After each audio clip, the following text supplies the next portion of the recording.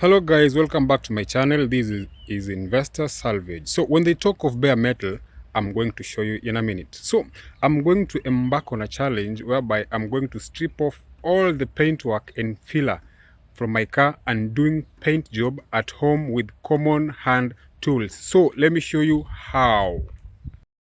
When we talk of bare metal, this is an example of bare metal. So this is the metal plus filler and paint work. So what I'm going to do, I'm going to strip all the filler works for I to achieve a bare metal look. So let me show you an example of a bare metal look.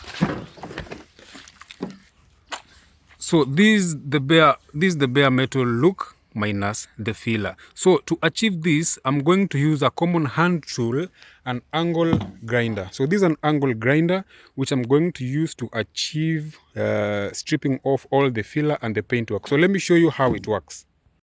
With your angle grinder in place, so let me show you how I'm going to achieve taking off all the filler works.